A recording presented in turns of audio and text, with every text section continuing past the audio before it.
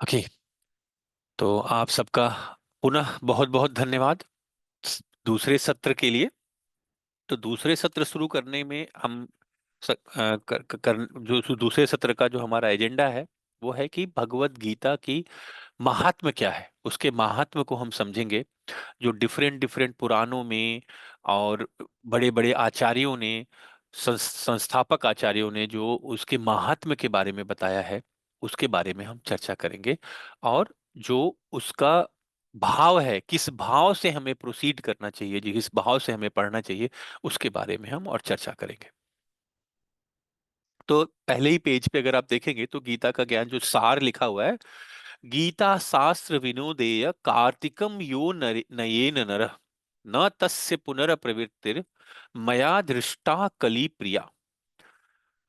यहाँ पे भगवान बोल रहे हैं नारद भगवान से, हे नारद, मैंने व्यक्तिगत रूप से देखा है कि जो व्यक्ति कार्तिक के महीने में खुशी से भगवत गीता पढ़ता है वह जन्म और मृत्यु की दुनिया में वापस नहीं आता। हरिभक्ति विलास के 16th चैप्टर 68 श्लोक में इस बात का व्याख्या दिया हुआ है। भगवान स्वयं कह रहे हैं नारद भगवान से कि हे नारद, जो भी खुश होके भगवत गीता का अध्ययन करता है कार्तिक महीने में खास करके, उसका कभी भी पुनर्जन्म नहीं होता, उसको इस मृत्यु लोक में वापस नहीं आता, इस कलयुग में वापस नहीं आता। पुनरति जननम पुनरति मननम पुनरति जननी जठरे शयनम, वो दोबारा नहीं जन्म लेता।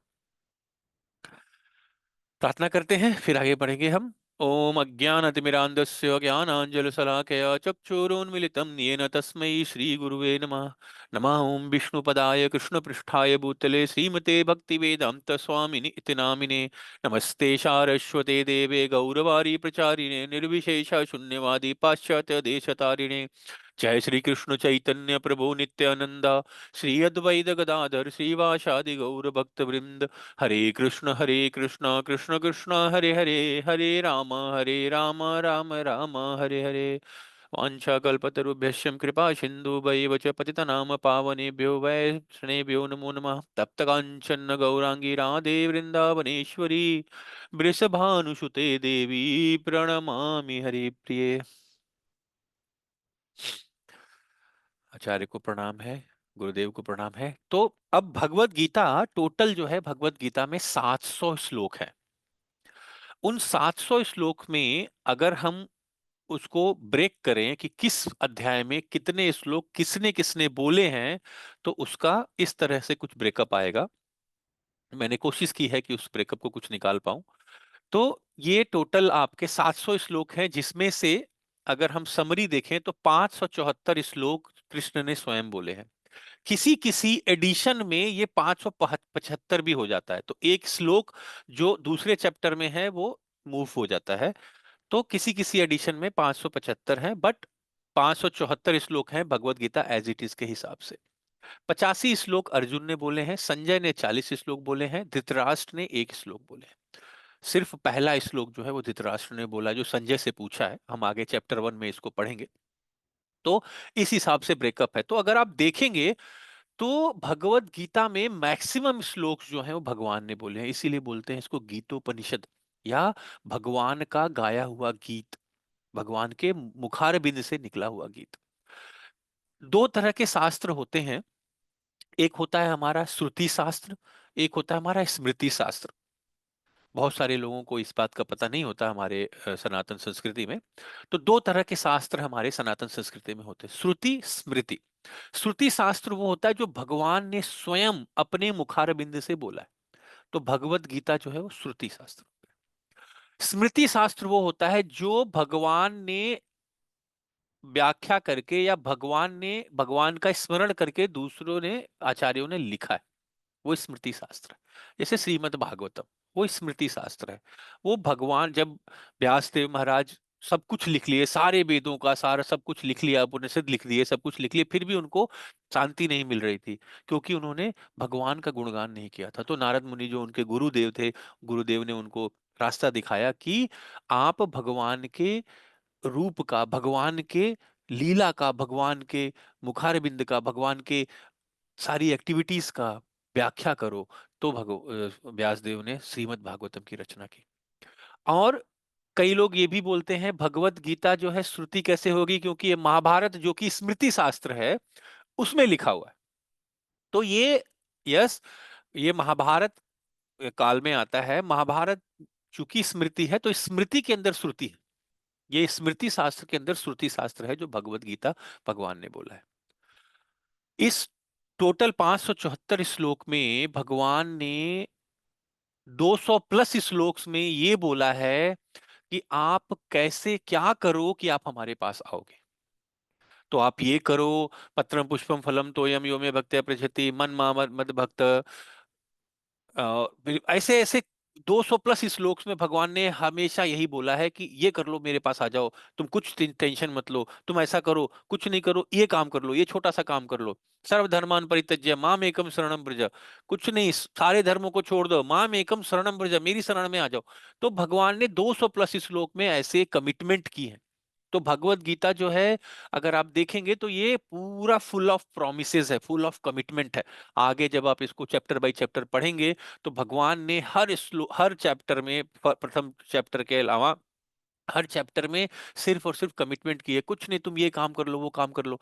क्यों? क्योंकि भगवान का हमारे प्रति करुणा है, उस वजह से भगवान ने इसको बोला है ज्यादा से ज्यादा लोगों को लाभ पहुंचाने के लिए। क्यों? भगवान हमसे प्रेम करते हैं, अपना प्रेम वो जो है हमें भगवत गीता के रूप में हमें दिया, ताकि हम उनमें से जो भगवान ने प्रोमिसेस किए हैं, जो आसान से आसान माध्यम बताए हैं, उनके द्वारा हम करके, उन चीजों को करके और भगवान के पास जा सके।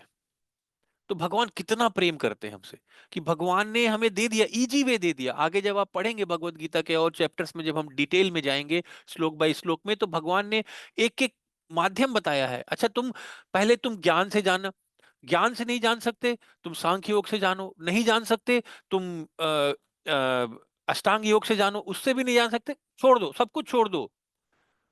सर्वधर्मान परित्यज्य माम एकम शरणम व्रज, कुछ मत करो, तुम मेरे शरण में आ जाओ, जो भी कर्म करो, कर्म को वो मुझे समर्पित कर दो, मैं सब देख लूंगा, सब टेक केयर कर लूंगा, बस आप श्रद्धा करो।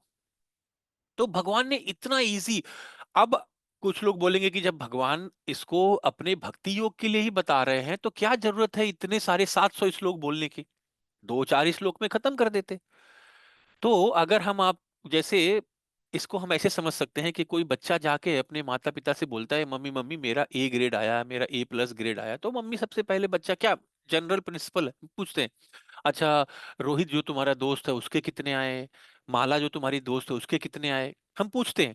तो फिर उसके बाद अच्छा उसके तो बी आए हैं, उसके ए माइनस आए हैं, ऐसे आए हैं, तो मेरा ए प्लस है, तो मतलब ठीक है, तो हम इस पे सेटिस्फाई होते हैं। तो भगवान को भी पता था कि ये हमारा नेचर होगा, जब हमारा ये नेचर होगा तो भगवान ने इस वजह से सारी डिटेल सब कुछ बताया, सांख्य योग भी बताया, भक्ति योग भी बताया, अष्टांग योग भी बताया, सब बता दिया कि ठीक है, कर्म योग, सांख्य योग, भक्ति योग तीनों बता दिया, अब इनमें से तुमको बेस्ट कौन सा लग रहा है, ये भी बताया भगवान ने कि बेस्ट कौन सा है। अब अब आप समझ पाओगे, जब दोनों चीजें आपके पास होंगी तो आप समझ पाओगे कि bhakti yoga is the best yoga we can do. मैं एक और बात इसमें बोलना चाहूंगा, कल मैंने मना किया था कि आप लोग मत यूट्यूब देखिएगा, मेरा कोई ऐसा किसी भी आचार्य से, किसी भी व्यक्ति से कोई सुपीरियरिटी कॉम्प्लेक्स मुझे नहीं है, और ना मैं उनकी अवहेलना करना चाहता हूं, वो मुझे माफ करें। मेरा सिर्फ कहने का मतलब यह है कि भगवत गीता एक ऐसा टॉपिक है जिसको बहुत लोगों ने बहुत तरीके से यूज किया। जैसे मैं आपको सिंपल एग्जांपल बताता हूं, हम हर जगह पढ़ा हुआ लिखा हुआ देखते हैं, कर्म करो फल की इच्छा मत करो, this is the slogan of Bhagavad Gita, है कि नहीं? कितने लोगों ने ये पढ़ा है? आप अनम्यूट करके बता सकते हैं, मेरी क्लास में ऐसा कुछ भी नहीं है, हम यहाँ ये इंटरेक्टिव सेशन है, हम एक दूसरे से बातें करेंगे, ये ऐसा नहीं है कि सिर्फ मैं बोलता जाऊंगा एक तरफ से आप कुछ नहीं बोलोगे। तो कितने कितने लोगों ने ये स्लोगन पढ़ा है कि कर्म करो फल की इच्छा मत करो? निधि माता जी ने हैंड रेस किया है, उन्होंने पढ़ा है, सभी ने लगभग सभी ने पढ़ा होगा। सुन। लेकिन जी ये पढ़ा है। आधा है, ये अधूरा है, ये पूरा वाक्य नहीं है। कर्म करो फल की इच्छा मत करो, ये सिर्फ और सिर्फ एक सेक्शन है, पूरा सेक्शन तो किसी ने बताया ही नहीं। उसी तरीके से अगर कोई योगा का टीचर है, मुझे माफ करे, योगा के लोगों ने सिर्फ अष्टांग योग का सेक्शन निकाल के उसको मार्केटाइज किया कि देखो भगवान ने बोला कि अष्टांग योग करो। तो सबने अपने अपने पर्पस से इसको मटेरियलाइज किया, सबने अपने अपने पर्पस से यूज किया। हजारों कॉपी भगवत गीता की आपको मार्केट में मिल जाएंगी। क्या है, कोई मैनेजमेंट गुरु है तो भगवत गीता को ऐसे मैनेजमेंट टर्म्स में समझाता है, कोई योगा गुरु है तो वो एज ए योगा गुरु के बेसिस पे समझाता है। तो जिसने जिस तरह से उसको रीड किया उस तरीके से भगवत गीता ने उसको हेल्प की और वो उस तरह से प्रेजेंट करता है। तो क्या होगा कि अगर हम अपने दिमाग में एक परसेप्शन बना लेंगे, जैसे हम योगा वाला ही मान लीजिए, अगर योगा वाला हमने पढ़ लिया और हमने दिमाग में परसेप्शन बना लिया कि that is the one way, तो क्या होगा कि जैसे ही दूसरा वे हम जानेंगे, हमारे दिमाग में वो हिट करेगा कि अच्छा ये तो हमने ये ऐसे पढ़ा था, ये यहाँ पे तो ऐसे बता रहे हैं। तो एक्चुअल जो कॉज है, जो समझना है, उसको समझने के लिए पहले आप रॉ से समझिए कि एक्चुअली भगवत गीता है क्या। भगवान ने सब चीज के बारे में बताया है, भगवान ने बाद में ये भी बताया है कि मुझे क्या पसंद है, लेकिन कोई ये नहीं बताता। क्यों? क्योंकि उनको वो चीज बतानी नहीं, उनको वो छुपा के रखना है। उनको जो मार्केटाइज करना है वो सिर्फ उसी को आगे करेंगे और उसको आगे करके अपना पर्पस सॉल्व करेंगे। तो हमारा कोई प्रॉफिटेबल वो नहीं है कि हमें आपसे प्रॉफिट लेना है, या हमें आपसे कोई मोह है, कोई हमारा तो बस हम ज्ञान दे रहे हैं। हमने गुरु की आज्ञा, उन हमारी गुरु की आज्ञा है कृष्ण भक्ति प्रचार का, यारे देखो तारे कहो कृष्ण उपदेश। तो हम वो काम कर रहे हैं। इस वजह से हम वो चीज ये कहते हैं कि आप पहले समझ लें। जब आपके पास, जैसे कहते हैं कि अ, बहुत सिंपल सा प्रश्न है, दो कुत्तों की लड़ाई में कौन जीतेगा? अगर आपसे मैं ये प्रश्न पूछूं कि दो कुत्तों की लड़ाई में कौन जीतेगा, तो आप क्या उत्तर दोगे? कोई कोई भक्त उत्तर देना चाहता है इस बात का? दो कुत्तों की लड़ाई में कौन जीतेगा? ये पहले हम लोग मतलब एक कहावत की तरह यूज करा करते थे कि दो कुत्तों की लड़ाई में हमेशा बिल्ली जीतती है। तो नहीं, ये यहाँ खाली कहा करते थे। नहीं नहीं, अब यहाँ कोई तीसरा नहीं है, दो कुत्तों की ही लड़ाई में कौन जीतेगा? कोई नहीं। दो कुत्तों, कोई और भक्त उत्तर? जीतेगा तो कुत्ता ही। जीतेगा तो कुत्ता ही है। तो कौन जीतेगा, कौन कुत्ता जीतेगा? ब्लू वाला, ब्लू वाला कौन? वैसे कुत्ते में अगर आपने देखा हो जो दांत निकाल देता है और दुम दबा लेता है, उसे दूसरा छोड़ देता है। नहीं, कुल मिला डजेंट के मैटर वो कहानी यह कितना है कि, शक्तिशाली है। हाँ बिल्कुल, कुल मिला के कहानी यह है कि जो कुत्ता ताकतवर होगा वही जीतेगा। सिंपल। हाँ, चल कॉमन सेंस। ठीक है, जो कुत्ता ताकतवर होगा वो जीतेगा। ले आसान जा। सी बात है। तो वही चीज है हमारे, हम सबके, नहीं, सिंपल इजी नहीं है। हम जितने भी लोग हैं, सबके मन में, सबके पास, सबके मन में दो कुत्ते होते हैं। एक अच्छा काम करने वाला, एक बुरा काम करने वाला।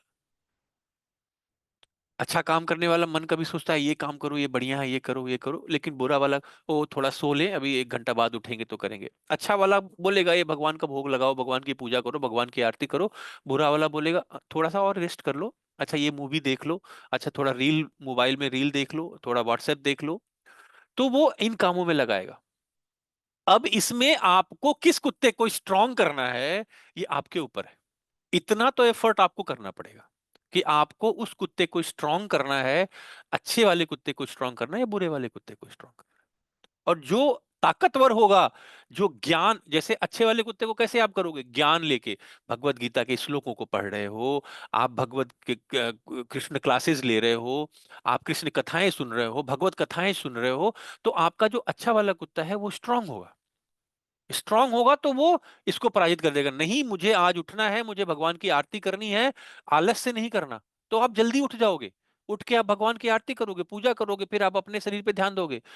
उठोगे, आप भगवान ने बोला है शरीर हमारी, हम मैंने दिया है, इससे मोह नहीं करना, इससे हमें इसको स्वस्थ रखना है क्योंकि इस भगवान का देन है। तो आप अपने आप योगा करोगे, आप अपने एक्सरसाइजेस करोगे, आप अपने शरीर का ध्यान करोगे, आप पढ़ोगे, किताबें पढ़ोगे। भगवान ने बोला है कर्म करो, भगवान ने ये नहीं बोला है कि कर्म ही मत करो, सिर्फ आप यही काम करो। भगवान ने बोला है कर्म करो, पूरी भगवत गीता तो कर्म के ऊपर आधारित है। कर्म करो, हमें अपना कर्म करना है, कर्म के लिए क्या क्या करना है, वो चीजें जब हम जानेंगे, और हमारा अच्छा कुत्ता जब है स्ट्रांग रहेगा, तो हम बुरे कुत्ते के ऊपर विजय प्राप्त कर सकते हैं। तो सिंपल सी बात है।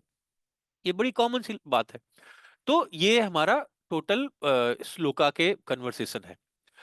बाकी हम अगर समझना चाहें कि भगवत गीता है क्या, थोड़ा सा मैं आपसे रिक्वेस्ट करना चाहूंगा, क्योंकि अब मैं डिटेल में जाऊंगा थोड़ा सा, तो टाइम का थोड़ा अगर आप लोग को लगे तो आप मुझे रोक दीजिएगा, क्योंकि कई बारी मैं भाववश बह जाता हूँ कथाओं में। तो जब भी ऐसा लगे कि मैं टाइम से ज्यादा जा रहा हूँ तो आप मुझे एक बारी बता दीजिएगा, ठीक है। तो सबसे पहला पॉइंट क्या है कि यह एक पोर्टेबल मंदिर है। भगवत गीता एक पोर्टेबल मंदिर है। कैसे पोर्टेबल मंदिर है? पद्म पुराण के हिसाब से पद्म पुराण में दो चीजों की व्याख्या है कि भगवान स्वयं, जैसे जब भगवान कई फॉर्मेट में आते हैं, भगवान कितने कितने फॉर्मेट में आते हैं, कोई बताएगा? किसी को पता है? भगवान जब अच्छा, भगवान का फुल फॉर्म कैसे बताएंगे? भगवान से, भ से भक्ति, ग से ज्ञान, व से वैराग्य, और न से या भगवत की मैं बात करूं तो तत्व ज्ञान या उसकी निम्नता, उसके बारे में जानना, राइट। तो भागवत, जो अगर हम भागवत की पूरी बात करेंगे तो भागवत क्या है? भक्ति, ज्ञान, वैराग्य और तत्व, इस चीज के बारे में हम बात करेंगे। तो जब भगवान हमारे मिट्टी के रूप में आते हैं तो कहाँ आते हैं? वृंदावन धाम। जब भगवान अवतरित होते हैं पानी के रूप में तो आते हैं वो गंगा और यमुना में। जब भगवान हमारे आते हैं श्री विग्रह के रूप में, मतलब पत्थर के रूप में आते हैं, तो श्री विग्रह बनते हैं, जो मूर्तियां बनती हैं भगवान की, जब वो पत्थर के रूप में आते हैं। जब व्यक्ति के रूप में आते हैं तो गुरु के रूप में आते हैं, जो हमें गुरु रास्ता दिखाता है वो भगवान का ही रिप्रेजेंटेटिव होता है। तो भगवान जब गुरु के रूप में, जब व्यक्ति के रूप में अवतरित होते हैं तो गुरु के रूप में आते हैं। जब भगवान समय या काल के रूप में आते हैं तो क्या आते हैं? मंगल तिथि, जो एकादशी तिथि होती है, उसको बोलते हैं भगवान स्वयं, भगवान का रिप्रेजेंटेटिव है। इसीलिए हम एकादशी तिथि को बहुत इंपॉर्टेंस देते हैं। एकादशी में लोग व्रत रहते हैं। अगर आप देखो, अगर आप में से जो वृंदावन कभी गया हो या कोई भी देवस्थान गया हो, वैष्णव स्थान, एकादशी के दिन अगर आप देखोगे तो पूरा का पूरा एरिया जो है वो एकादशी मय होता है। सारे लोग परिक्रमा करना, पूजा करना, ध्यान करना, कीर्तन करना, जप करना, वो सब एकादशी के दिन करते हैं। और जब भगवान शब्द के रूप में या पुस्तक के रूप में आते हैं तो आते हैं श्रीमद् भागवतम और भगवत गीता। ये मैं नहीं कह रहा हूं, ये पद्म पुराण के हिसाब से ये व्याख्या है। तो श्रीमद् भागवतम के भी, जैसे जितने हमारे पास श्रीमद् भागवतम के 12 वो हैं स्कंद है, तो 12वें स्कंद का अपना अलग अलग जगह है श्रीमद् भागवतम का। उसी तरीके से भगवत गीता, वो भी हमारे भगवान के अंगों को रिप्रेजेंट करता है। जैसे फर्स्ट 5 चैप्टर जो है वो भगवान के विश्व रूप के मुख के बारे में बताता है। किसी भक्त ने हैंड रेज किया है, कुछ कहना चाहते हैं या हैंड डाउन कर दें वो?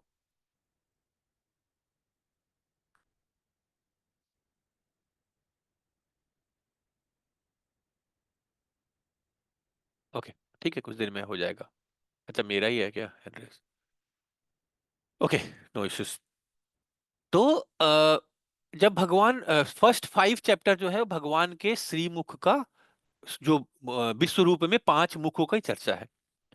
जो 10 अध्याय है, 5 हो गए, उसके बाद 10 अध्याय। वो 10 अध्याय क्या है? भगवान की 10 भुजाएं हैं।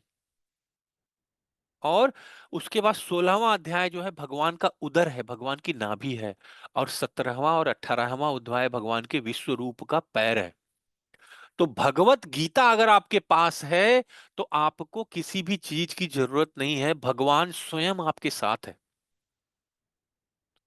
और पद्म पुराण में इस बात की व्याख्या है कि भगवान स्वयं शब्द के रूप में, पुस्तक के रूप में, इन 2 ग्रंथों के रूप में आपके पास है।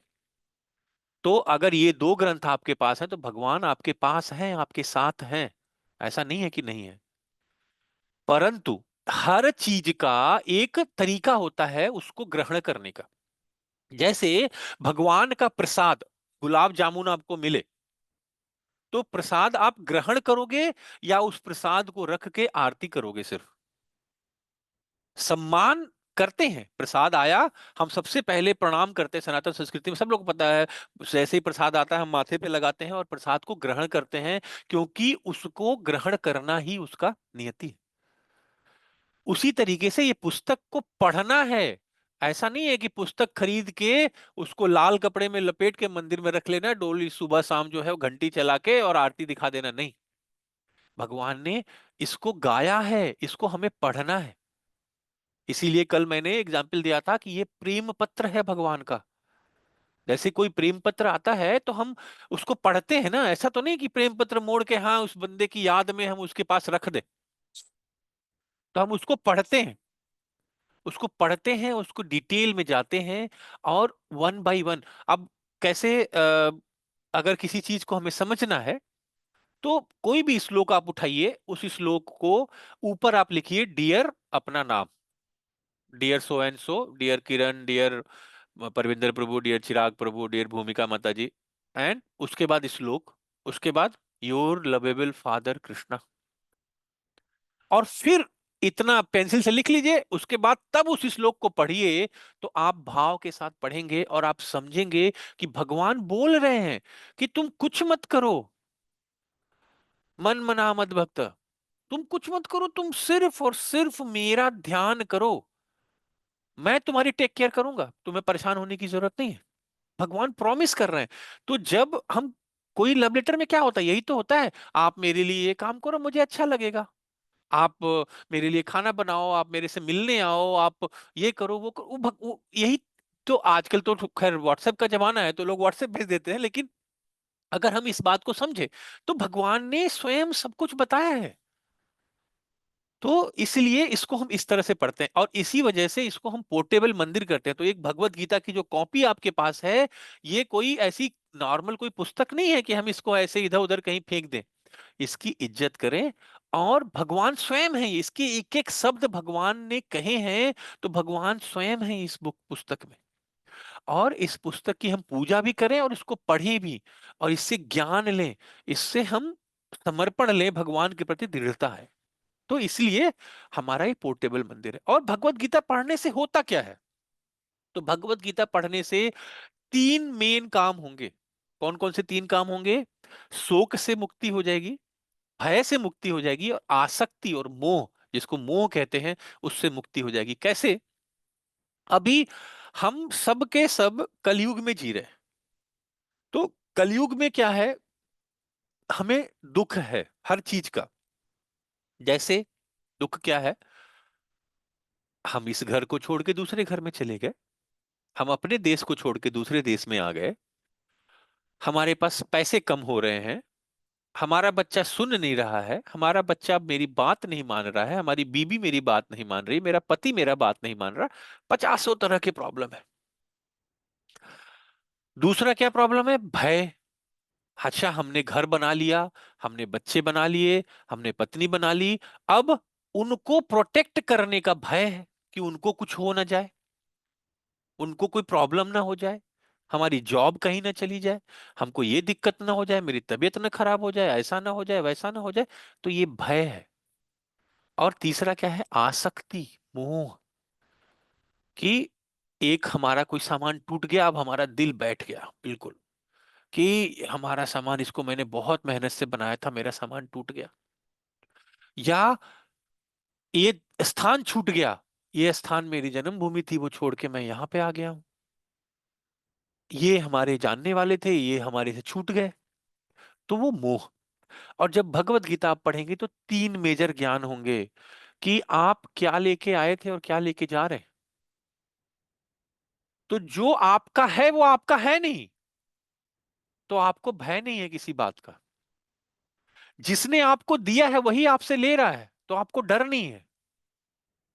और आपका कुछ था नहीं जो आपसे चला गया, तो आपको मोह नहीं है, आपको आसक्ति नहीं है किसी चीज से। कोई चीज चली गई, कोई व्यक्ति चला गया, मेरा था नहीं, भगवान ने दिया था, भगवान ने ले लिया। तो जब इस लेवल का ज्ञान हो जाता है तो हमें इन तीन चीजों से मुक्ति मिल जाती है। मैं ये नहीं कह रहा कि ये पहले दिन ही पहली क्लास करते ही हो ठीक है, अब तो आज के बाद से हम बच्चे को कुछ नहीं मानेंगे, बच्चा तो मेरा है ही नहीं, भगवान ने दिया और भगवान ने ले लिया, नहीं, ऐसा नहीं है। भगवान ने जिम्मेदारियां भी दी हैं, बट जब धीरे धीरे हम इसको पढ़ेंगे, इसके आत्मज्ञान में इसको मंथन करेंगे, तो हम जानेंगे कि हम तो ये आत्मा है, ये शरीर हम है ही नहीं। तो इस आत्म और हम आगे भगवत गीता में और पढ़ेंगे कि पता चलता, कभी सोचा है कभी हमने क्या कि अचानक से एक व्यक्ति इतना गरीब, अगला व्यक्ति इतना अमीर, कोई अंबानी के यहाँ पैदा हो रहा है, कोई पैदा होते ही खत्म हो जा रहा है। 3 दिन का बच्चा नहीं बचा, खत्म हो गया। तो हम सोच सकते हैं ना कि उसने क्या पाप किया दुनिया में, उसने तो अभी दुनिया ही नहीं देखी, उसने क्या पाप किया। तो अगर हम इसको भगवत गीता को समझेंगे, जब इसको मनन करेंगे, तो हम जब जानेंगे कि हम ये तो हमारा बर्थ एंड डेथ का साइकिल है। पुनरति जननम पुनरति मरणम पुनरति जननी जठरे शयनम, ये बार बार हम कर रहे हैं। लेकिन इस चक्र को रोकने का हमारा तरीका वो भी भगवत गीता में बताया गया है। और इस चक्र को, ये होता रहेगा तो हम, ये बॉडी हमारा सिर्फ एक करियर है, जैसे हम कपड़ा बदलते हैं। आज हमने कल लाल कुर्ता पहना था, आज हमने ये कुर्ता पहन लिया, परसों कोई और कुर्ता पहन लूंगा। तो ये कपड़े की तरह हम अपनी बॉडी को बदल रहे हैं। आज कुत्ते के शरीर में है, कल बिल्ली के शरीर में है, आज इंसान के शरीर में, कल किसी और के शरीर में। तो जब हम इस भगवत गीता को मनन करेंगे, दो चीजें होती हैं, रीड करना और स्टडी करना। प्रभुपाद हमेशा बोलते हैं, don't read my books, study my books. सिर्फ रीड करके नहीं छोड़ना, उसे हमें मनन करना है, उसको स्टडी करना, उसको समझना है। जब उसको हम समझेंगे, तब हम जानेंगे कि हम तो आत्मा है, शरीर तो ये है ही नहीं, ये तो नश्वर है। और ये संबंध ऐसे ऐसे बनते चले गए, हम पुनर्जन्म पुनर्मरणम चक्कर में हैं।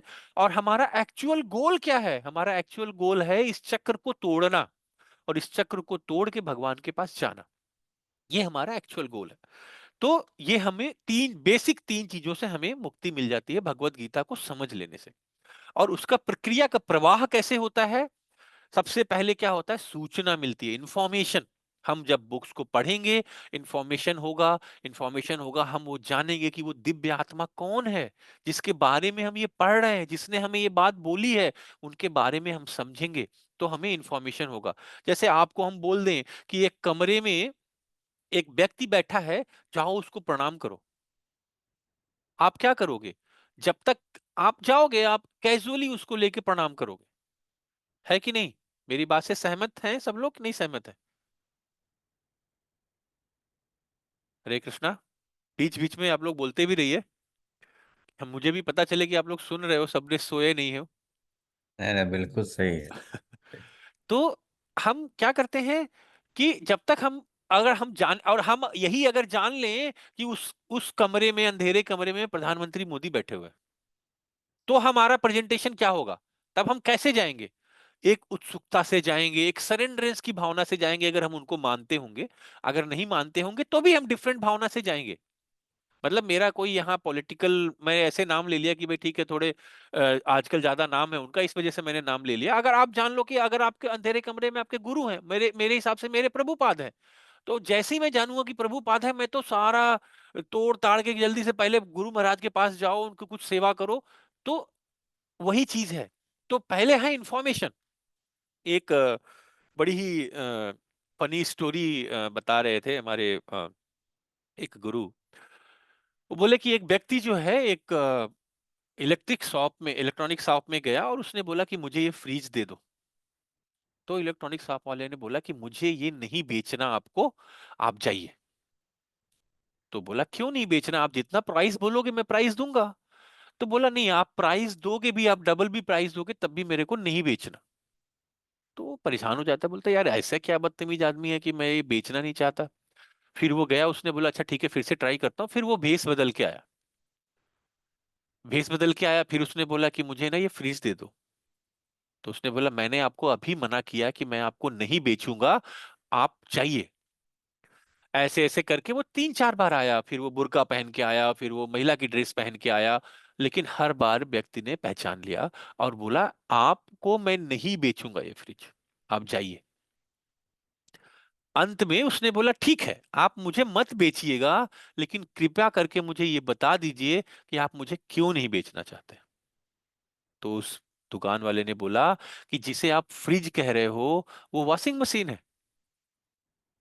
और इसी बात से मैं सब पहचान जा रहा हूं आपको, क्योंकि आपको ज्ञान ही नहीं है, आपको पता ही नहीं है कि आप क्या खरीदने आए हो। और आपको पता नहीं है तो आप क्या करोगे, उसको बिगाड़ोगे, आप ले जाओगे उसमें सब्जी रखोगे, आप सुबह उम्मीद करोगे कि वो ठंडा हो, फिर आप मुझे मेरे पास आके मुझे क्लेम करोगे कि यार तुम्हारा फ्रिज मुझे ठंडा नहीं कर रहा, जबकि आप तो वॉशिंग मशीन लेके जा रहे हो।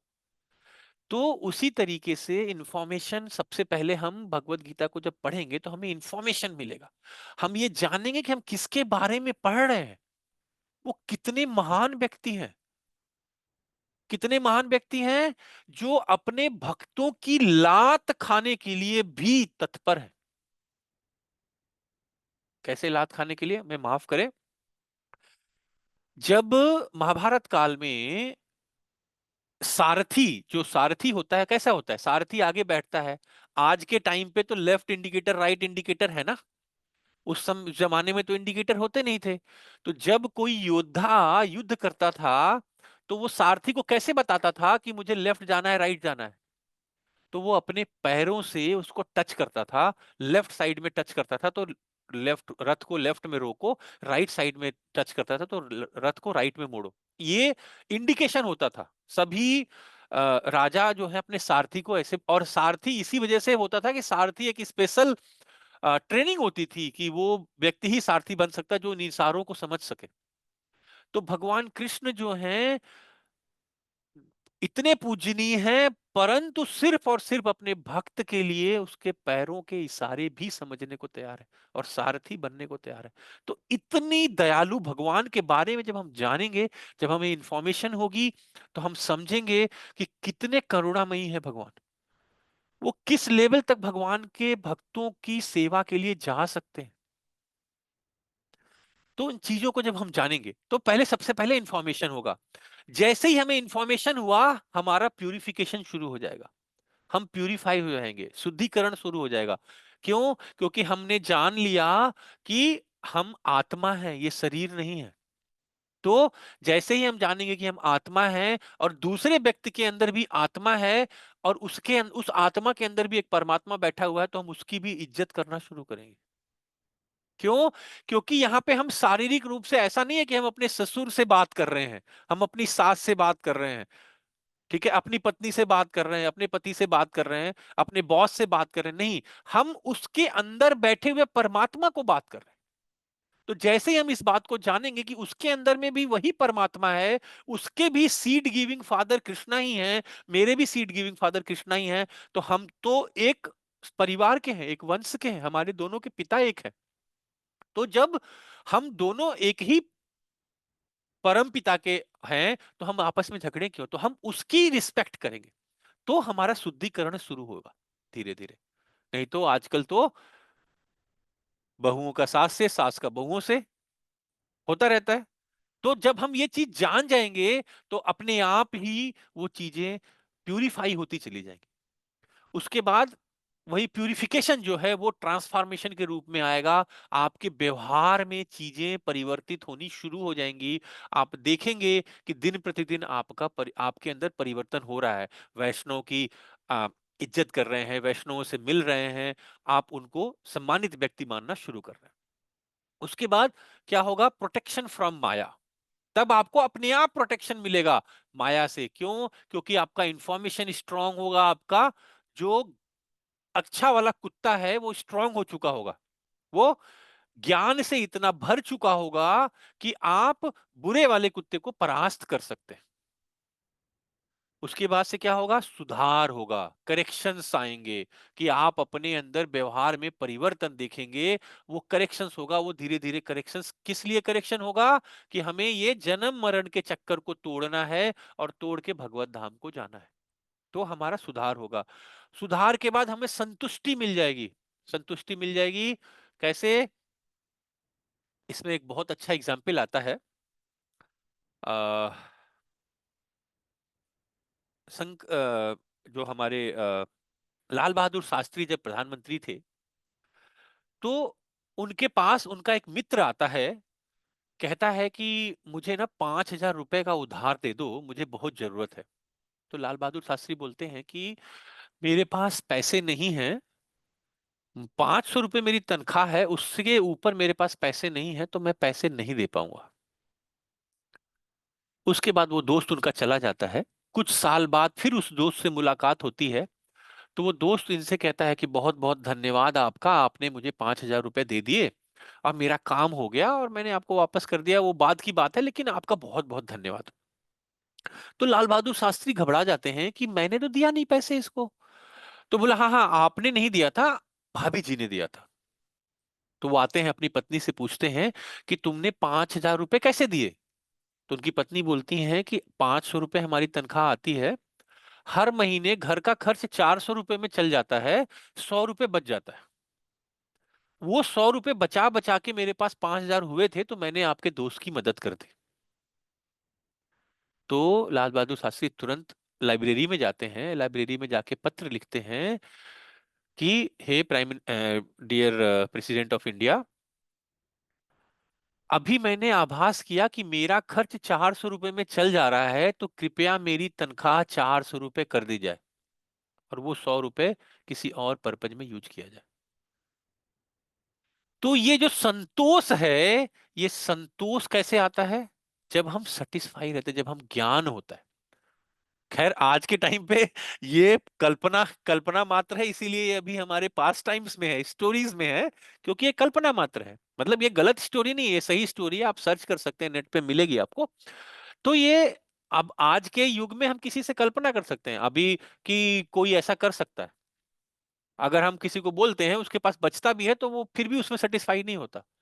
तो हम जो, और ग्रीड जो है, ये ग्रीड है कि ये भी कर लें, ये भी कर लें, ये भी कर लें, तो ग्रीड जो है वो हमारी खत्म नहीं होती। इवन महात्मा गांधी ने भी अपनी एक बुक में लिखा है, बुक का नाम मुझे याद नहीं आ रहा है, उन्होंने अपनी बुक में लिखा है कि we have sufficient stuffs to fulfil the need, but we don't have to fulfil the greed. यहां व्यक्ति की आवश्यकता से ज्यादा ग्रीड है। एक घर हो गया, हम दूसरा घर करेंगे, एक गाड़ी हो गई, हम दूसरी गाड़ी करेंगे। इसलिए नहीं करेंगे कि हमारी आवश्यकता है, इसलिए हम करेंगे कि हम चाहते हैं दिखाना सोशल स्टेटस कि हमारे पास 4 गाड़ियां, हमारे पास 5 गाड़ियां, हम इतने बड़े आदमी हैं, तो हमारे पास ये है, हमारे पास वो है। हमारा भावना ही गलत है कि हम ग्रीडिंग है, ये हमारी। तो कहने का मतलब, भगवत गीता पढ़ने से हमें संतुष्टि मिलना शुरू होगा, जब हम ये जानेंगे कि हमारा सेटिस्फेक्शन लेवल क्या है। और उसके बाद लास्ट में क्या होगा? कन्विक्शन होगा, दृढ़ विश्वास होगा। किसके प्रति? वसुदेव के प्रति, कृष्ण के प्रति हमारा दृढ़ विश्वास होगा कि हम किसके लिए कर्म कर रहे हैं और उस कर्म का क्या फल मिलेगा, कौन फल देगा। भगवत गीता में हम पढ़ेंगे, बहुत सारे चैप्टर्स में भगवान ने बताया है कि ये यज्ञ, जो भी आप यहां तक कि ओमकार, जो भी कुछ भी बोल रहे हैं, वो सब उन्हीं के पास समाहित है भगवत गीता में। और इसीलिए भगवत गीता भगवान के क्यों? क्योंकि ये नहीं कहा जाता है कि इन्होंने बोला। क्या बोलते हैं? श्री भगवान उवाच। भगवान स्वयं अपने अपने बात बता रहे हैं, अपनी चीजों को बता रहे हैं, सब कुछ क्लियर कर रहे हैं भगवान कि क्या है। है? क्योंकि कलयुग क्या है? पदम तम पदम पदम यद विपदम, कि पद पद पे, हर पद पे विपत्ति है। जैसे कहते हैं, काजल की कोठरी में कैसो भी सयानो जाए, एक लीक काजल की लागी है पै लागी है।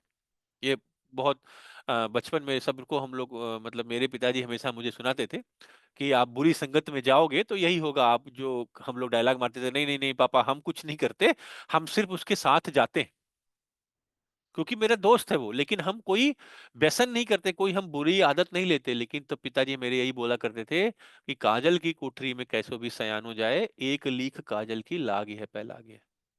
मतलब आप काजल के उसमें जाएंगे तो आपको लगेगा ही लगेगा काजल, आप चाहे कितने भी समझदारी से जाएं। तो कलयुग जो है वो काजल की कुठरी है, इसमें आप हम कितनी भी समझदारी से जाएं, हमें काजल कलंक लगेगा ही लगेगा। उसमें से हमें बीच का रास्ता निकालना है कि कैसे हम आत्मज्ञान के साथ साथ भगवत धाम की तरफ बढ़े।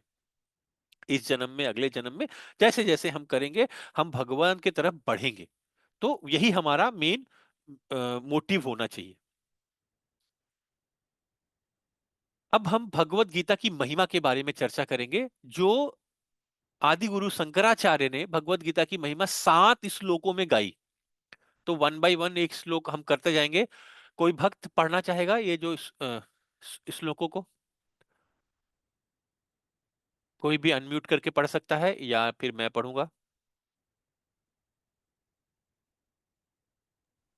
जी सर, मैं कोशिश करता हूँ। ऐसे हाँ पढ़िए। संस्कृत तो बहुत हम्म, पढ़ी कोई है, बात लेकिन नहीं। हाँ। कठिन है। तो श्रीमद् भागवत गीता की महिमा।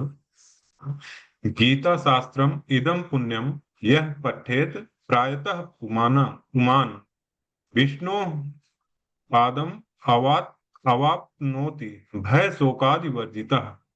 भगवद गीता दिव्य साहित्य है। जो इसे ध्यान पूर्वक पढ़ता है और इसके उपदेशों का पालन करता है, वह भगवान विष्णु का आश्रय प्राप्त करता है, जो कि समस्त भय तथा चिंताओं से मुक्त है। गीता महात्म कैंटो फर्स्ट 1। श्लोक। हाँ हरे फर्स्ट कृष्ण। श्लोक। जी। तो यहाँ पे भगवान बता रहे हैं, गीता शास्त्रम इदम पुण्यम य पठेत प्रयत पुमान् विष्णु पादम अवाप्नोति भय शोकादिवर्जित। कि भगवत गीता इतना दिव्य साहित्य है कि जो भी व्यक्ति इसे ध्यान पूर्वक पढ़ता है और इसके उपदेशों का पालन करता है, वह भगवान विष्णु का आश्रय प्राप्त कर लेता है। वो उसमें इसमें कोई भी संशय नहीं है। वो भय और चिंताओं से, जैसे मैंने बताया कि सबसे पहले शोक, भय और आसक्ति, ये 3 चीज खत्म होते हैं। यहाँ पे उस श्लोक में भी बोला गया है कि समस्त भय और चिंताओं से मुक्त हो जाता है। ठीक है, कोई दूसरा भक्त दूसरा श्लोक पढ़ना चाहता है? मैं पढ़ता हूँ। हाँ पढ़िए। गीताध्ययनशीलस्य प्राणायामपर्यस्य च नैव सन्ति हि पापानि पूर्वजन्म कृतानि। कृतानि च। यदि कोई भगवत गीता को निष्ठा तथा गंभीरता के साथ पढ़ता है, तो भगवान की कृपा से उसके सारे पूर्व दुष्कर्मों के फलों का उस पर कोई प्रभाव नहीं पड़ता। अरे बोल। तो यहाँ पे क्या भगवान ने बता दिया कि अगर आप निष्ठा के साथ, जब कन्विक्शन के साथ अगर भगवत गीता पढ़ते हैं, तो जो भी अपने पूर्व कर्मों में, जो भी पूर्व जन्मों में जो भी आपने पाप कर्म इकट्ठा किए हैं, वो सब खत्म हो जाते हैं। उनके दुष्कर्मों का कोई प्रभाव नहीं पड़ता। जैसे क्या है कि एक बारी सुशर्मा नाम का एक व्यक्ति था, जो अ, जैसे सुशर्मा, पद्म पुराण के हिसाब से एक सुशर्मा नाम का व्यक्ति था। वो ब्राह्मण था लेकिन बहुत ही व्यसनी था। वो बहुत ही सारे ऐसे ही कर्मों को करता था। परंतु जब उसकी मृत्यु हुई, मृत्यु होने के बाद से पुनः जो है वो दूसरे एक बैल के रूप में आया और उसमें भी उसकी मृत्यु हुई। वो गिरा और मरा। लेकिन उस समय सबने उस बैल को देख के सबने उसको जब अंतिम संस्कार किया या अंतिम इच्छा की, तो सबने अपने अपने पुण्य, जो जितने लोगों ने वहां पे देखा, सबने अपने अपने पुण्य दिए कि जाओ और इस सदगति को प्राप्त हो, जैसे हम बोलते हैं, नॉर्मल सभी लोग बोलते हैं। और फिर क्या हुआ, एक वैश्या ने भी उसको अपने पुण्य दिए। जब वो यमराज के दूत उनको लेके गए, तो जब उनका कैलकुलेशन हुआ तो देखा कि सबके पुण्य तो उसको नरक में ले जा रहे थे, लेकिन जो वैश्या के द्वारा दिया हुआ पुण्य था, उसकी वजह से उसको यमलोक में नहीं भेजा जा सका और उसे इंद्रलोक में भेजा गया। तो क्या है, सॉरी, उसको इंद्रलोक में नहीं, उसको वापस पुनः मानव जन्म दिया गया। लेकिन भगवान की महिमा से उनको वृत्तांत याद था। तो अब उसके बाद वो समझने लगे कि भाई ठीक है, बाकी लोगों ने, साधु सन्यासियों ने, सबने मुझे ज्ञान दिया, सबने मुझे अपने तप का बल दिया, लेकिन एक वैश्या ने मुझे ऐसा क्या दिया जिसकी वजह से मैं फिर से पुनः मानव योनि में मैं आया। तो उनके चूंकि स्मृति थी, तो वो गए, ढूंढते हुए गए और उन्होंने बोला कि आपने ऐसा क्या पुण्य मुझे दिया था कि ऐसा ऐसा हुआ। मैं थोड़ा शॉर्ट में बता रहा हूँ, पूरी डिटेल करके नहीं बता रहा हूँ आपको, but Vishnu Purana, sorry, Padma Purana में बड़ी व्याख्या के साथ इनका बताया हुआ है। तो उन्होंने बोला कि मुझे भी नहीं पता, और हमारे यहाँ एक तोता है, वो तोता भगवत गीता के प्रथम अध्याय का हर श्लोक का पाठ करता है, और वो पाठ करता करता करता, तो उसके पाठ करने से हमारे घर का माहौल जो है, मैंने सारी ये ये सब कुछ छोड़ दिया है, और मैं भगवत भक्त हो गई हूँ। तो मैंने जो आपको दिया, जो आपको पुण्य मैंने दिया, वो उस तोते के द्वारा कहे हुए श्लोकों का पुण्य दिया। तो इतनी महिमा है भगवत गीता की, सारे आपके पुराने कर्मों, पुराने जन्मों के दुष्कर्म जो हैं, वो खत्म कर सकता है भगवत गीता, इतना पुण्यमयी है। तो वही चीज यहाँ पे बताया भी हुआ है। ठीक है, कोई दूसरा भक्त इसको आगे पढ़ना चाहता है? अच्छा, मैं जल्दी जल्दी करता हूँ, फिर टाइम भी नहीं है अपने पास। मलिने मोचनम पुंसा जलस्नानं दिने दिने सकृदितामृत स्नानम संसार मलानाशनम। मनुष्य जल में स्नान करके नित्य अपने को स्वच्छ कर सकता है, लेकिन यदि कोई भगवत गीता रूपी पवित्र गंगा में एक बार भी स्नान कर ले, तो वह भौतिक जीवन की मलिनता से सदा सदा के लिए मुक्त हो जाता है।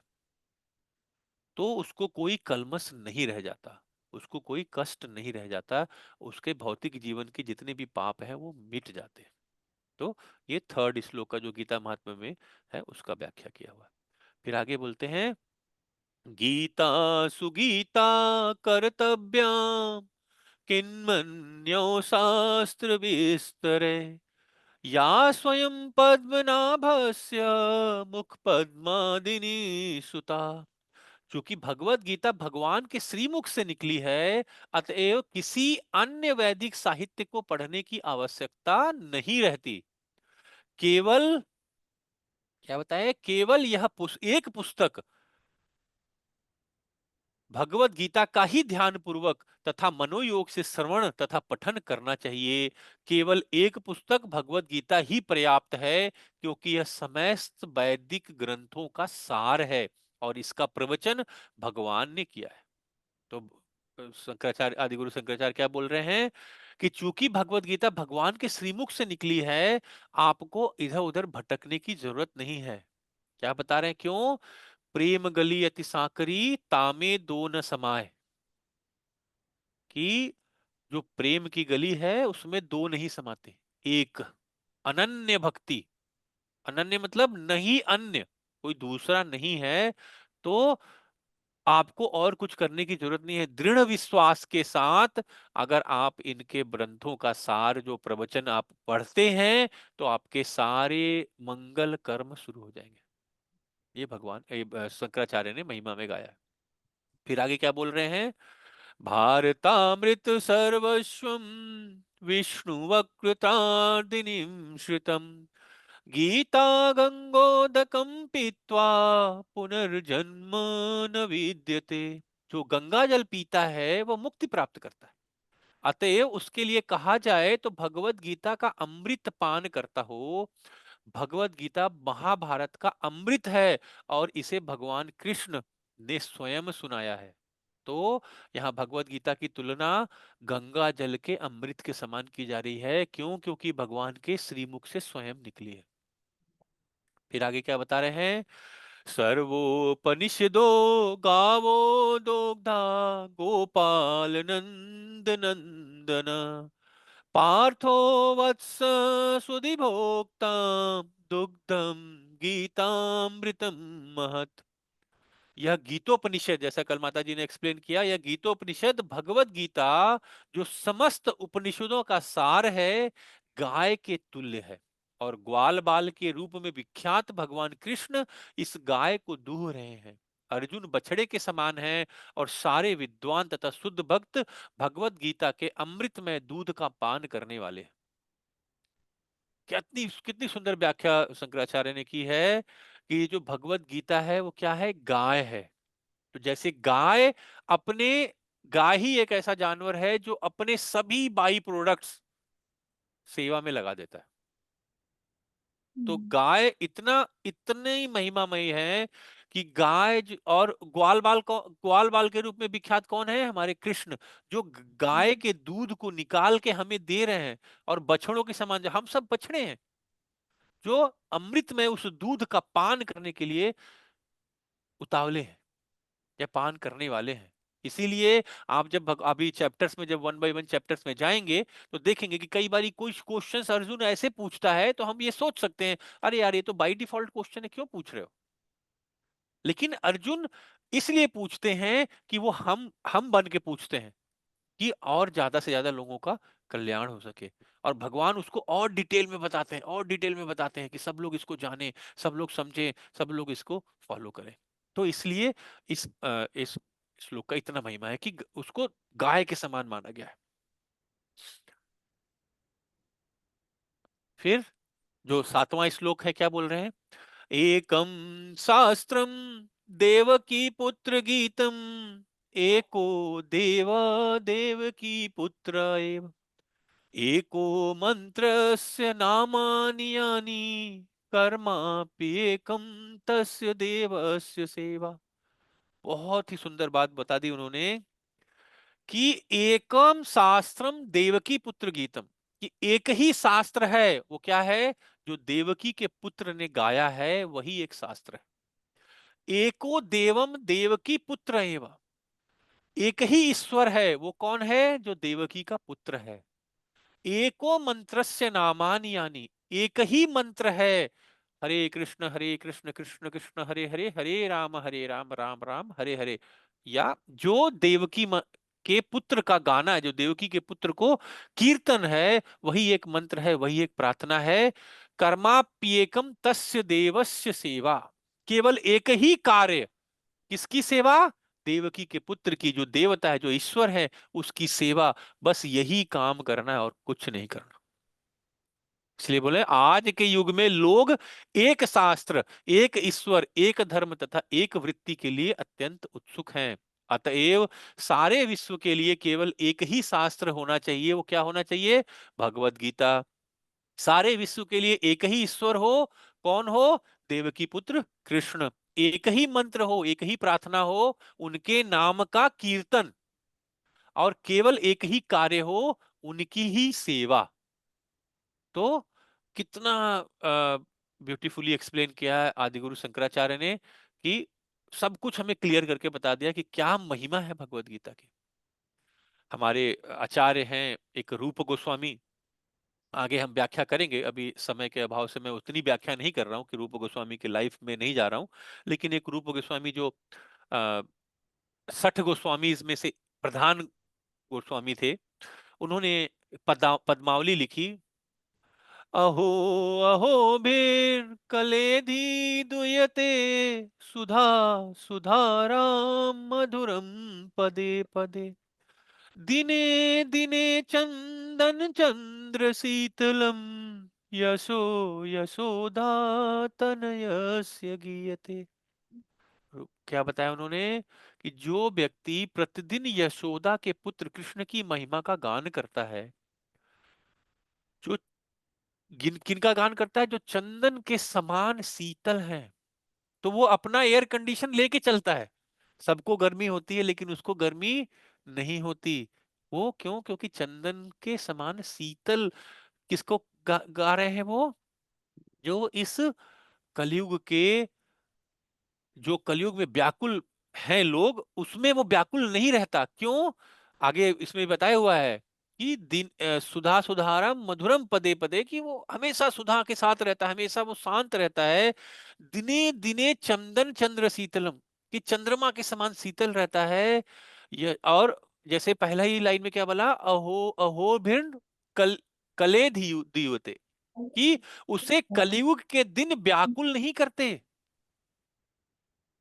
उसके लिए हर कदम पर मधुरतम अमृत की प्रचंड धारा बहती रहती है। क्यों? कौन?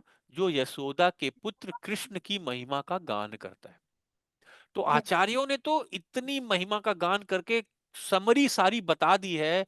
और ये भगवत गीता महिमा में मैं सिर्फ यही बता रहा हूं कि आचार्यों की बात को ही दोहरा रहा हूं, मेरा कुछ अपना इसमें वर्ड नहीं है, जो भी आचार्यों की बात है वही मैं आप लोग को समझाने की कोशिश कर रहा हूं कि कितने ब्यूटीफुली बता दिया, क्लियर कट बता दिया है कि कुछ नहीं, इस कलयुग से बाहर निकलने का एक ही रास्ता है, यशो यशोदा तनयस्य गीयते, कि जो यशोदा के नंदन हैं उनकी महिमा का गान करना ही एकमात्र रास्ता है इस कलयुग से बाहर निकलने का।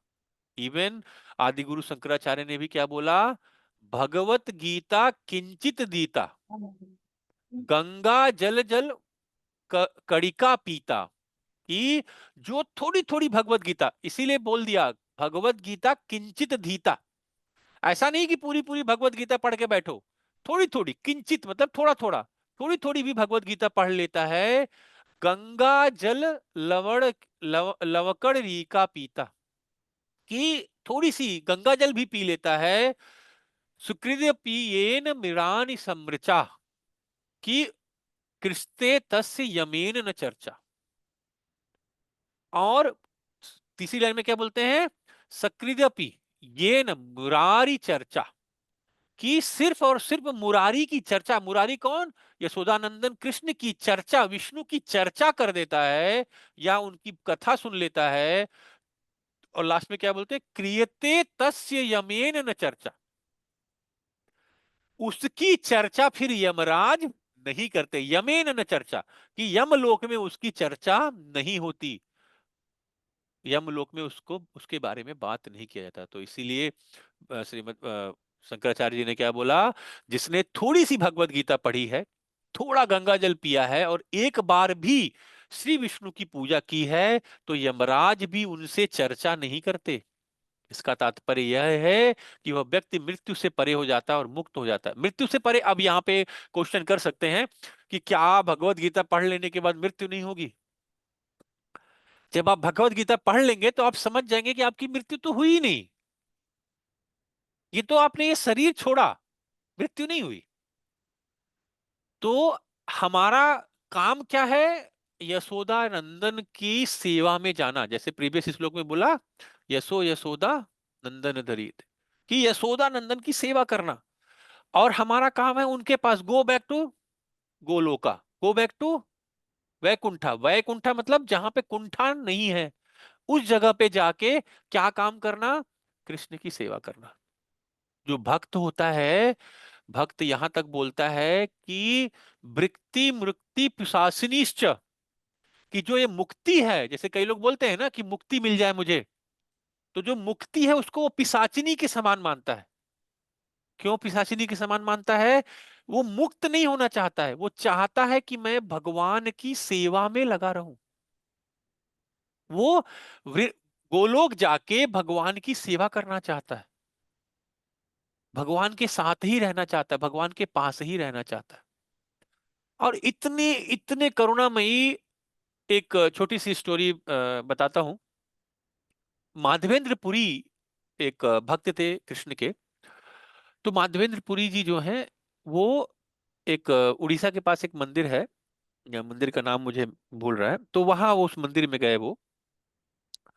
तो जब उस मंदिर में वो थोड़ा लेट पहुंचे, तो प्रसाद खत्म हो चुका था, सब कुछ खत्म हो चुका था, कुछ भी था नहीं। तो उन्होंने बोला कोई बात नहीं, भगवान ने आज मुझे ऐसे रखने का डिसाइड किया, तो पानी पी के सो जाते हैं। लेकिन भगवान कैसे बर्दाश्त कर लें कि मेरे भक्त जो है वो भूखा सो रहा है। तो बंटा भोग का प्रसाद चढ़ता है भगवान को, 7 बर्तनों में खीर चढ़ती रात में।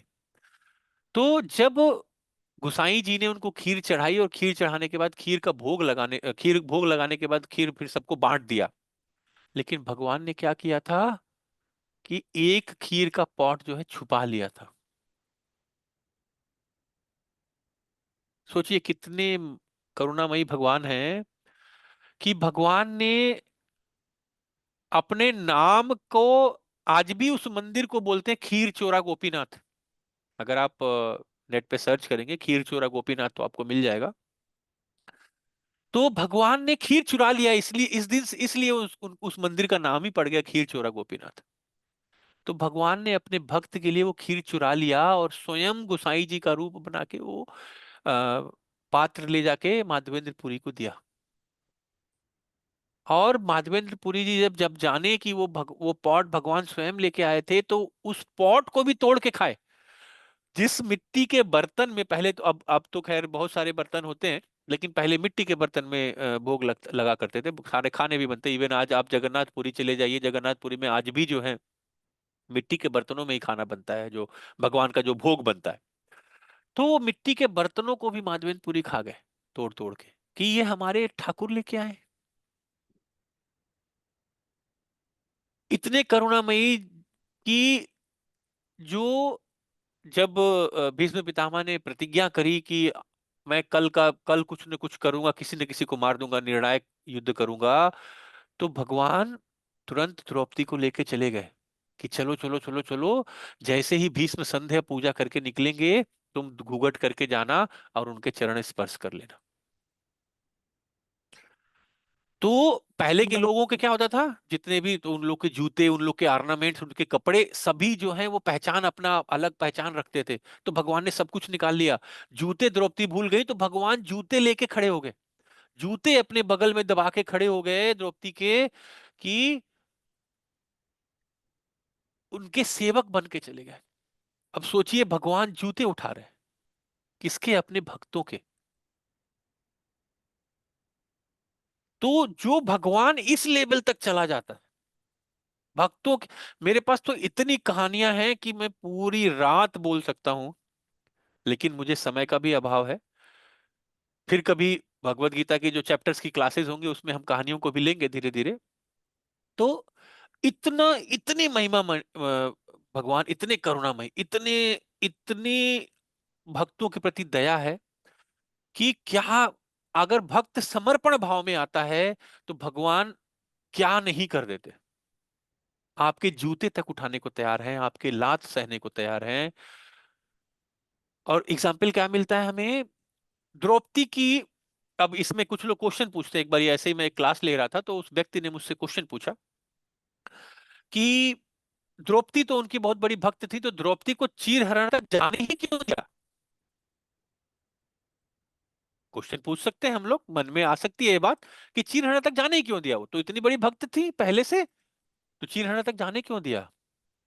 जब तक आपको दृढ़ विश्वास नहीं होगा। द्रौपदी की कब तक मदद नहीं की उन्होंने? जब तक द्रौपदी अपने हाथ से साड़ी का पल्लू पकड़ी रही, तब तक उन्होंने मदद नहीं किया। अगर आप चित्र को देखेंगे तो चित्र में वो दोनों हाथ ऐसे करके खड़ी हैं, और तब कृष्ण ने एक हाथ से अपने दूसरी साड़ी का साइज बढ़ाना शुरू किया। तो जब हम पूर्णतया सरेंडर कर देते हैं भगवान के प्रति कि मेरा अब कोई नहीं है, कहने को नहीं, करने को, मेरा अब कोई नहीं है, अब आप ही सहारा हो। जब तक द्रौपदी अपने हाथ से खींचती रही कि मैं ये खींच लूंगी साड़ी, तब तक भगवान नहीं आए। और जिस समय उन्होंने अपने दोनों हाथ ऊपर करके कि हे माधव मेरी रक्षा करो, माधव तुरंत आ गए। तो इससे हमें ये भी सीख मिलती है। इवन कुंती महारानी क्या बोलती हैं? कुंती महारानी जब युद्ध समाप्त हो जाता है तो कुंती महारानी बोलती हैं, सब लोग सब कुछ मांगते हैं, कोई राज्य मांगता है, कोई आशीर्वाद मांगता है, कोई कुछ मांगता है, कोई कुछ मांगता है। कुंती क्या मांगती हैं? कि मुझे कष्ट दो, मुझे दुख दो। तो बोलते बुआ तुम, क्योंकि वो बुआ थी, कि बुआ तुम दुख क्यों मांग रही हो? तो कहती हैं क्यों, क्योंकि जब तक दुख मेरे पास था तुम मेरे साथ थे, अब तुम मुझे छोड़ के जा रहे हो क्योंकि मेरे पास राज्य आ गया, मेरे पास निष्कंटक राज्य आ गया, तो तुम मुझे छोड़ के जा रहे हो, तो मुझे ऐसे राज्य नहीं चाहिए। मुझे दुख दो ताकि तुम फिर मेरी रक्षा करने के लिए आओ। तो ये भक्तों का भाव होता है। सॉरी। तो ये भक्तों का भाव होता है। तो इस लेवल तक भगवान जो है जाते हैं और भक्तों की मदद करते हैं। और यही महात्म्य है भगवत गीता का। Bhagavad Gita none other than भगवान स्वयं है। तो भगवत गीता के एक एक वर्ड में भगवान स्वयं निवास करते हैं और भगवान का ही रूप है। जैसे मैंने बता दिया, फर्स्ट 5 चैप्टर भगवान के विश्व रूप के सिर हैं। नेक्स्ट 10 चैप्टर जो है वो भगवान की 10 भुजाएं हैं। 16 चैप्टर जो है वो भगवान का उदर है, नाभि है, और 17वां और 18वां चैप्टर जो है वो भगवान के पैर हैं, दोनों पैर हैं। तो उसी रूप में अगर हम भगवान की पूजा करें, और ये किताब हमारे पास एक किताब नहीं है, ये प्रिंटिंग पेज नहीं है, ये हमारे पास कृष्ण स्वयं है, जिनकी हम पूजा कर सकते हैं, आरती कर सकते हैं और पढ़ सकते हैं, पढ़ के इसको आत्मसात कर सकते हैं। तो ये भगवत गीता का महात्म था। आप सबका बहुत बहुत धन्यवाद सुनने के लिए। वांछा कल्पतरुभ्यश्च कृपा सिंधुभ्येव च पतितानां पावनेभ्यो वैष्णवेभ्यो नमो नमः। किसी का कोई प्रश्न? Deck is open for question and answer. कोई डाउट, कोई प्रश्न, कोई फीडबैक क्लास के बारे में, कुछ आपको अच्छा ना लगा हो, कुछ आपको ओवर एग्जेजरेटिव लगा हो, कुछ आपको समझ ना आया हो, आप पूछ सकते हैं। मैं प्रयास करूंगा पुनः समझाने का, और आपके फीडबैक्स के अनुसार और दूसरी क्लासेस में मैं उसको उसको इम्प्रोवाइज करने की कोशिश करूंगा।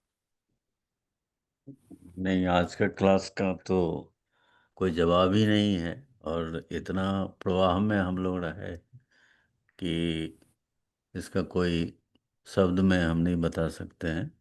वंडरफुल प्रेजेंटेशन आपका, बहुत सब ये गुरुओं की वाणी है। और किसी हाँ, किसी भक्त का कोई मैं ये प्रश्न कुछ? पूछना चाहती हूँ कि क्या हमें ये जो मटेरियल आप क्लास में है, ये हमें मिल सकता है ताकि हम इसे बाद में आराम से शांति से पढ़ सकें? क्योंकि बिल्कुल अभी आपने जिस बिल्कुल। तरह से पढ़ाया, तो मुझे नहीं लगता कि मतलब मैं मतलब पूरा याद रख पाऊँगी, पूरा एक-एक वर्ड बाय वर्ड, बट जो भी श्लोक हैं और जो उसका अनुवाद है, वो बहुत सरल तरीके से है। तो अगर ये स्लाइड्स हम मतलब कभी हमें मिले और हम दोबारा इसको शांति से पढ़ने की कोशिश करें, तो मुझे लगता है कि हम ज़्यादा अच्छे से इसे एब्ज़ॉर्ब कर पाएँगे। बिल्कुल ये सारे मैं आपको स्लाइड्स दे दूंगा, और साथ ही साथ मैं आपको ये सभी जितनी भी क्लास हो रही हैं, ये सब हमारे रिकॉर्ड होते हैं सेशन। तो इनका रिकॉर्डिंग का भी जो है हम यूट्यूब पे जब हम इसको पब्लिश करेंगे, तो मैं उसका लिंक भी शेयर करूंगा आप सबको। तो उनके भी यूट्यूब के लिंक रहेंगे, आप कभी भी बाद में जाके सुन सकते हैं, आप किसी को शेयर कर सकते हैं, आप उसको देख सकते हैं, जो भी करेंगे। Thank you. Thank you. Welcome. और किसी भक्त का कोई प्रश्न, कोई फीडबैक, कोई क्वेश्चन? लास्ट क्वेश्चन हम लेंगे, किसी का कोई अगर प्रश्न हो तो लास्ट क्वेश्चन हम लेंगे। ओके, किसी का कोई प्रश्न नहीं, तो हम यहाँ पे कक्षा को समाप्त करते हैं। अगर मुझसे कोई त्रुटि हुई हो तो माफ करें। आप सबका बहुत बहुत धन्यवाद। पुनः हम फर्स्ट डे की कक्षा में फर्स्ट अध्याय के लिए मिलेंगे। शेड्यूल ऑलरेडी मैंने पोस्ट कर दिया है, जी। तो उसके हिसाब से हम मिलेंगे। ठीक है। हरे कृष्णा। हरे कृष्ण। हरे कृष्ण। हरे-